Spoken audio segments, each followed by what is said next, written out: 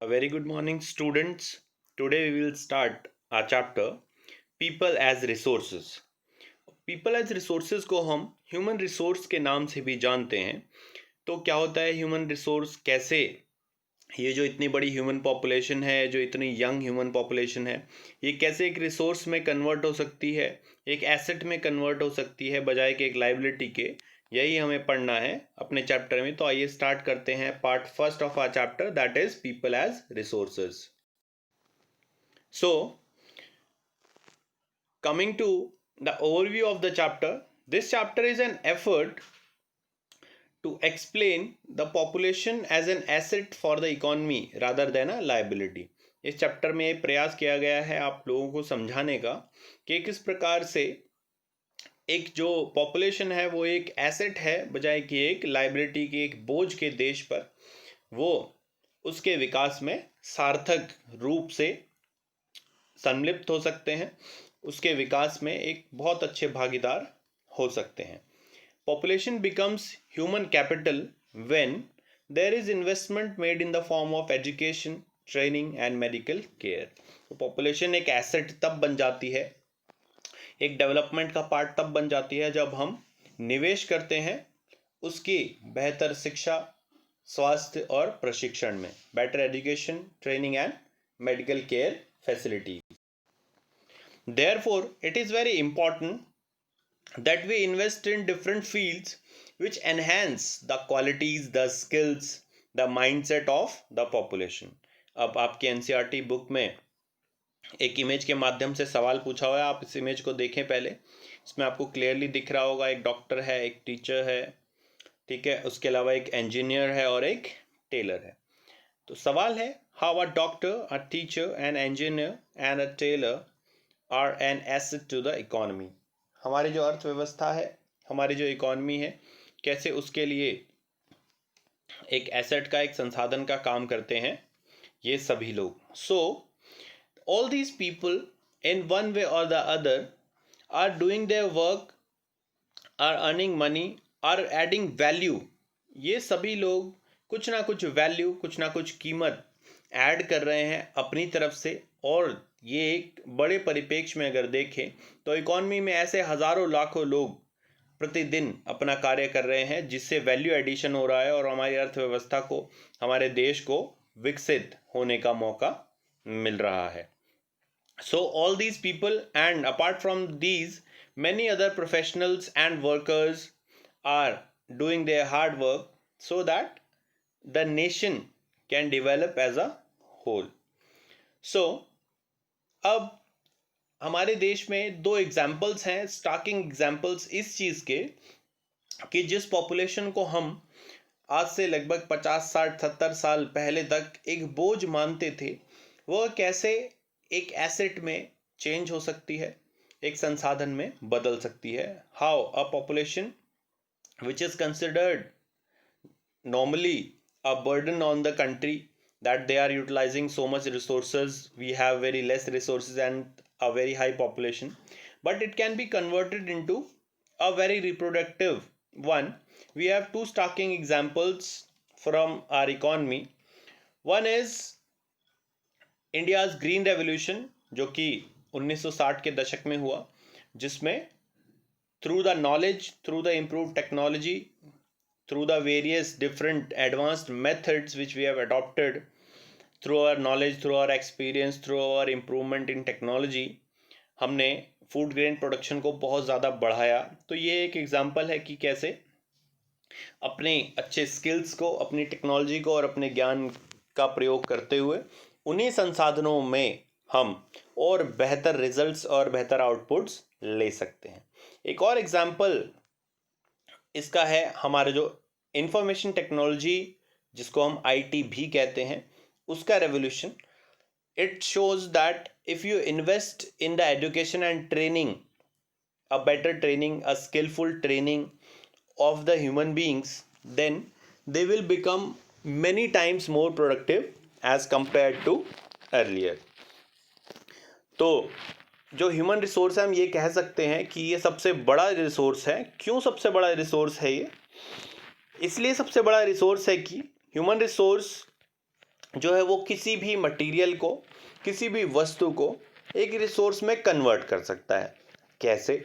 For example, अगर हम कोल का ही एग्जाम्पल लें, इतना सिंपल सा एक आज के ज़माने का मिनरल है जो बहुत ज़्यादा यूज़फुल है डिफरेंट इंडस्ट्रीज़ में। पर अगर आप 300-400 साल पहले अगर कोल की बात करें तो वह हमारे किसी काम का नहीं था, सिर्फ एक पत्थर की तरह था।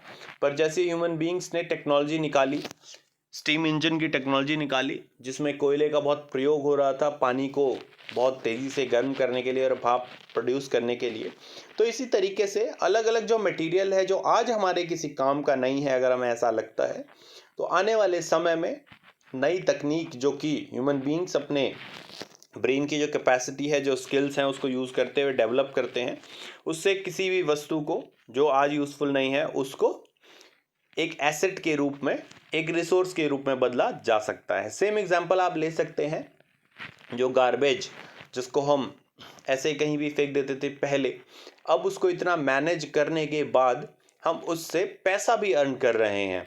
तो आज से लगभग 20-30-40-50 साल पहले किसी ने नहीं सोचा होगा कि गार्बेज से पैसा भी अर्न किया जा सकता है। So therefore I want to say that human population can be converted into an asset by spending resources on education, healthcare for all, training them for developing various skills and spending on scientific research. तो इसीलिए बहुत ज़्यादा महत्वपूर्ण है कि जो सबसे बड़ा रिसोर्स है ह्यूमन रिसोर्स, उसको हमें ज़्यादा डेवलप करना है। कैसे कर पाएंगे? जब हम उनकी शिक्षा, बेहतर शिक्षा के लिए खर्च करेंगे, उनके अच्छे स्वास्थ्य केयर, जो हेल्थ केयर फैसिलिटी हैं, स्वास्थ्य सुविधाएं हैं, उनमें इन्वेस्ट करेंगे। इसके अलावा अच्छी ट्रेनिंग और स्किल्स डेवलप करेंगे और निरंतर साइंटिफिक रिसर्च को बढ़ावा देंगे। Here now we have a comparison. हमने जान लिया कि ह्यूमन रिसोर्स सबसे बड़ा रिसोर्स है, किन किन चीज़ों में हमने इन्वेस्ट करना है, किन किन चीज़ों को बढ़ावा देना है जिससे ह्यूमन्स एक एसेट में कन्वर्ट हो जाएं। तो अब एक कंपैरिजन है, एक रूरल एरिया में दो बच्चे रह रहे हैं, दो व्यक्ति हैं, उनका कंपैरिजन है उनकी लाइफ का, उन्होंने अपनी लाइफ में क्या क्या किया, क्या क्या सर्कमस्टांसेस उनके सामने अवेलेबल थे, इसके आधार पे। सो ये स्टोरी है शकल की और विलास की। पहले शकल की कहानी जान लेते हैं। शकल वॉज अ 12-year-old बॉय, एक 12 साल का बच्चा है। His mother looked after domestic chores and father worked as an agricultural labourers. उसकी जो माता जी हैं वो घर के काम देखती थी और जो पिताजी हैं वो क्या कर रहे थे? एग्रीकल्चरल लेबरर थे, दूसरों के खेतों में काम कर रहे थे। शकल helped his mother at home and looked after his younger brother and sister. शकल भी अपनी माँ का हाथ बटाता था घर में और अपने छोटे भाई बहनों को देखता था।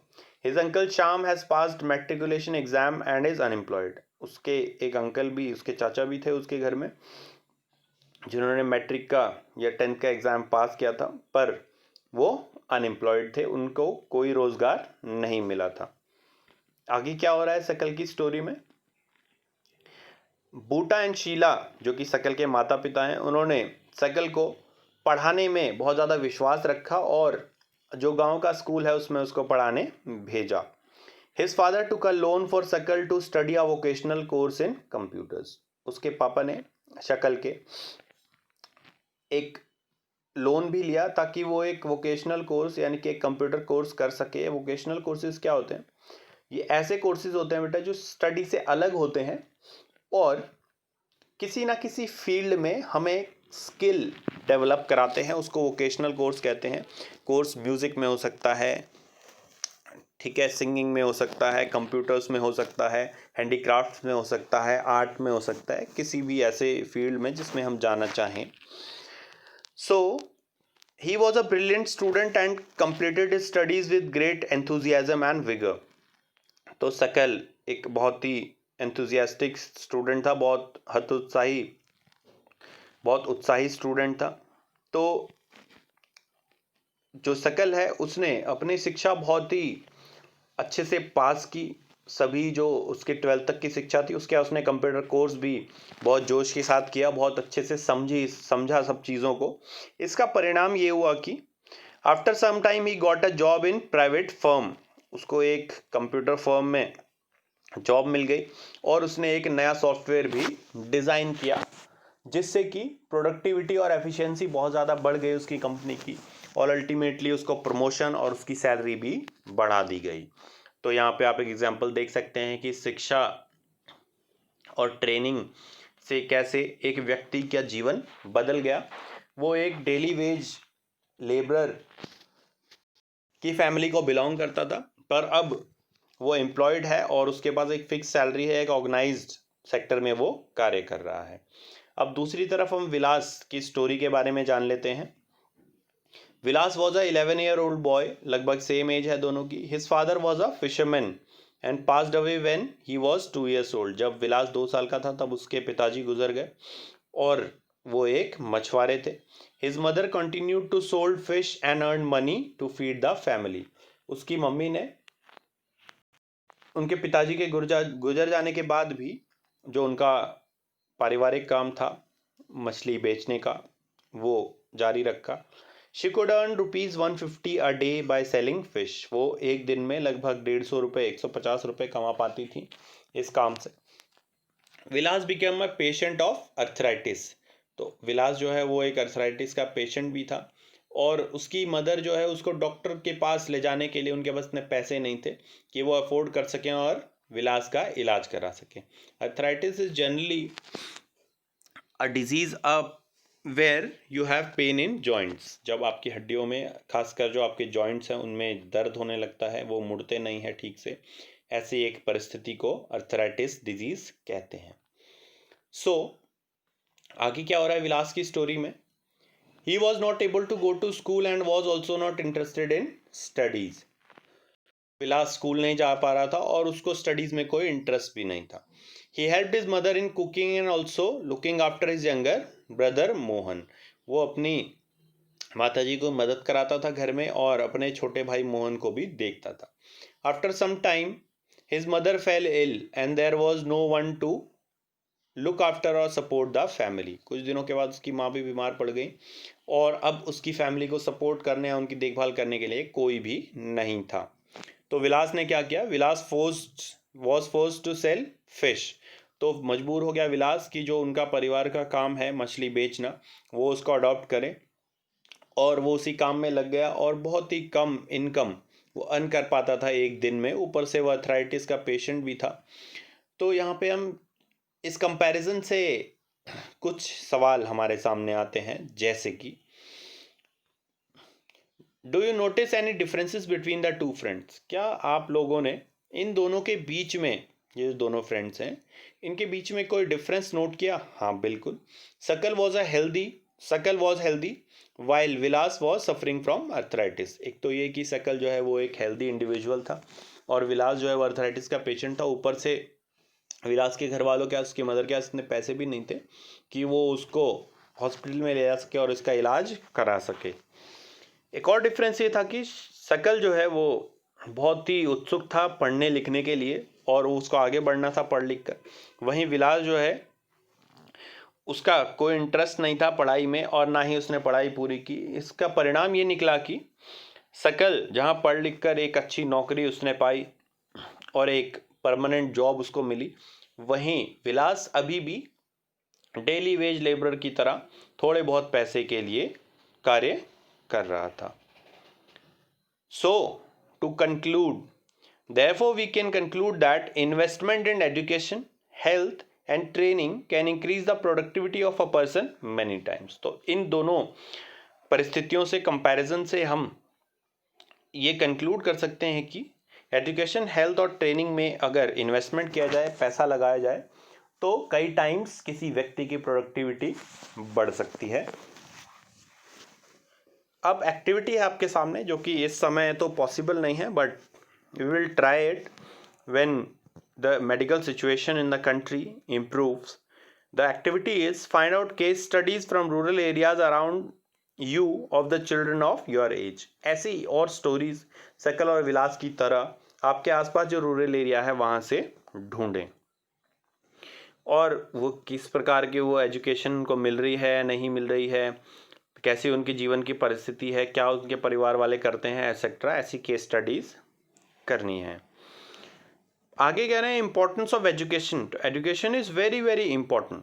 As a child you must understand that education plays a very vital role in your overall development. आपको ये समझ लेना चाहिए कि शिक्षा सिर्फ बुक्स का जो कंटेंट है उसको पढ़ के मार्क्स लेना ही नहीं है, यहीं तक सीमित नहीं है, बल्कि शिक्षा आपको बहुत सारी चीज़ें सिखाती है जिससे आप डेली लाइफ की जो सिचुएशन है उसको हैंडल कर सकें, उसको टैकल कर सकें. आपका मानसिक विकास इतना हो जाए कि आपको सही गलत की समझ हो जाए और आप परिस्थितियों को और बेहतर ढंग से समझ सकें और डिफ़िकल्ट सिचुएशन में बेटर एक्ट कर सकें, बेटर डिसीजंस ले सकें. Education not only creates awareness but also creates a base for acquiring skills and become more productive. Education सिर्फ अवेयरनेस ही नहीं क्रिएट करती है आपके दिमाग में, बल्कि एक बेस तैयार करती है, एक ऐसा इंडिविजुअल तैयार करती है जो कि स्किल्स एक्वायर करने के लिए तैयार है और जिसकी प्रोडक्टिविटी बढ़ जाए. Therefore, investment made in education and healthcare of a child will give higher returns in future. इसीलिए आपके पेरेंट्स, आपके बड़े, आपके टीचर्स, सभी लोग बहुत ज़्यादा स्ट्रेस और फोकस करते हैं पढ़ाई पर, क्योंकि उन सभी को पता है अपने लाइफ के experience say that education is very very important. In fact, the most important aspect in a child's life is education and better healthcare facilities. So developed countries जैसे कि जापान की अगर हम बात करने का प्रयास करें तो डेवलप्ड कंट्री जैसे जापान में उन्होंने ह्यूमन रिसोर्स में बहुत ज़्यादा इन्वेस्टमेंट किया.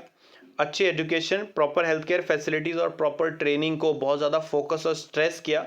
ये इसलिए भी करना पड़ा उनको because they had very less natural resources. जैसे नेचुरल रिसोर्सेज जैसे कि कोल, पेट्रोलियम और मिनरल्स जैसे आयरन ओर, एल्यूमिनियम एसेट्रा. इसके अलावा fertile soil, food grain produce करने के लिए ऐसे बहुत ही लिमिटेड और बहुत ही कम रिसोर्सेज जापान जैसे देशों के पास थे. पर फिर भी उन्होंने ह्यूमन रिसोर्स में इन्वेस्टमेंट किया, अपनी टेक्नोलॉजी को इम्प्रूव किया, जिससे वो हमारे से भी कहीं आगे, और भी जो देश हैं जिनके पास नेचुरल रिसोर्सेज काफ़ी भारी मात्रा में उपलब्ध हैं, उनसे काफ़ी आगे निकल गए. So they have developed advance technology, therefore they have become developed countries. तो इस एग्जाम्पल से हम ये जान सकते हैं कि विकसित देश में ज़रूरी नहीं है कि संसाधन बहुत ज़्यादा उपलब्ध हों, बल्कि आप ह्यूमन रिसोर्स को ही एक बहुत अच्छे रिसोर्स में कन्वर्ट कर सकते हैं. अब इकोनॉमिक एक्टिविटीज़ की बात करें. So economic activities are classified into two parts. Economic activity आर्थिक गतिविधियों को मुख्यतः दो भागों में बांटा है, मार्केट एक्टिविटी और नॉन मार्केट एक्टिविटी. ये देख लेते हैं मार्केट एक्टिविटी क्या होती है. Economic activities which are done to earn remuneration और वेजेस, या economic activity which are done to earn money are known as market activities, while economic activities which are done to for self consumption are known as non market activity. तो ऐसी activity जिसको आप पैसा कमाने के लिए अपनी सेवाएं देते हैं, कोई चीज़ प्रोड्यूस कर रहे हैं उसको बेचने के लिए, उसको कहते हैं मार्केट एक्टिविटी. पर ऐसा कोई काम आप कर रहे हैं या कोई चीज़ उगा रहे हैं जो आपने खुद ही कंज्यूम करनी है, तो उसको कहते हैं नॉन मार्केट एक्टिविटी. अब हम बात करेंगे जो डिफरेंट टाइप की एक्टिविटी हमारे मार्केट में या हमारी अर्थव्यवस्था में, हमारी इकोनॉमी में होती हैं, उसको तीन पार्ट्स में डिवाइड किया है. The first part is primary activity, प्राथमिक गतिविधियां. आप एग्जाम्पल में देख सकते हैं पिक्चर में, पशुपालन हो गया, चाहे फ्रूट्स या हॉर्टिकल्चर हुआ, चाहे खेती हुई या फॉरेस्ट्री हुई, ये सभी एक्टिविटीज़ किस में आती हैं? Primary activity. When a good is produced exploiting natural resources, it is known as a primary activity. जब कोई सामान उगाया जाता है, पैदा किया जाता है नेचुरल रिसोर्सेज का प्रयोग करते हुए, उसको कहते हैं हम primary activity. Example agriculture, dairy, fishing, forestry etcetera. This sector is also known as agricultural and related sector. इस सेक्टर को हम या इन एक्टिविटीज़ को एग्रीकल्चरल और रिलेटेड एक्टिविटी या सेक्टर भी कहते हैं. दूसरी प्रकार की एक्टिविटी होती है सेकेंडरी एक्टिविटी. तो ये सेकेंडरी एक्टिविटी क्या है? When natural products are changed into other forms through ways of manufacturing associated with industrial activity, it is known as a secondary activity. जब नेचुरल रिसोर्सेज को यूज़ करते हुए कोई चीज़ प्रोड्यूस की जाती है उसको प्राइमरी एक्टिविटी कहते हैं। प्राइमरी एक्टिविटी में प्रोड्यूस किए गए सामान को जब आप किसी और फॉर्म में बदल देते हैं इंडस्ट्री में, फैक्ट्री में, उसको कहते हैं हम सेकेंडरी एक्टिविटी। जैसे शुगर केन उगाया है किसान ने, वो एक प्राइमरी एक्टिविटी हो गई। शुगर केन से शुगर बनाना एक सेकेंडरी एक्टिविटी हो गई। इसी तरीके से कॉटन से थ्रेड बनाना और उसके बाद उससे कपड़े का निर्माण करना क्या हो गया? Secondary activity. For example iron and steel industry, fabric industry, brick industry etcetera. It is also known as the industrial sector. इसको हम इंडस्ट्रियल सेक्टर के नाम से भी जानते हैं। अब आगे बात करेंगे टर्शरी एक्टिविटी की। तो the activities which provide services to the goods produced by primary and secondary sector are known as tertiary activity. ऐसी गतिविधियां जो कोई नई चीज़ निर्माण नहीं करती हैं बल्कि अपनी सेवाएं देती हैं। जैसे कि पुलिसमैन, देखिए कोई भी नई चीज़ नहीं बना रहा है पर लॉ एंड ऑर्डर मेंटेन करने में मदद करता है। ऐसे ही डॉक्टर कोई नई चीज़ नहीं बना रहा है पर पेशेंट की ऊपर ऑपरेट करना या उसकी देखभाल करना, उसको सही प्रिस्क्रिप्शन देना उसका काम है। इसी तरीके से टीचर भी कोई नई वस्तु नहीं बना रहा है पर अपनी सेवाएं दे रहा है। ऐसे और भी बहुत सारे एग्जाम्पल्स हैं। So the activities in which people give their services are known as tertiary activities. For example, transportation, banking, storage, communication, etc. This sector is also known as service sector. इस सेक्टर को हम service sector के नाम से भी जानते हैं। आइए आ जाते हैं अपने असाइनमेंट पार्ट पर। Here we have question number first. Which resource is considered as the most important resource and why? कौन से रिसोर्स को हम सबसे महत्वपूर्ण रिसोर्स मानते हैं और क्यों? Question number 2. How can we develop human population into human resource? Human population को हम ह्यूमन रिसोर्स में कैसे डेवलप कर सकते हैं? Classify economic activity and also give suitable examples. Question number 4. Differentiate between market and non market activities. I hope you understood today's topics well. If they were informative, please like the video, share it with others so that they can also be benefited from the information which we have discussed. Give your valuable suggestions through your comments so that I can make further improvement in the upcoming videos. And do not forget to subscribe my channel for latest updates and more informative videos. Thank you and have a nice day.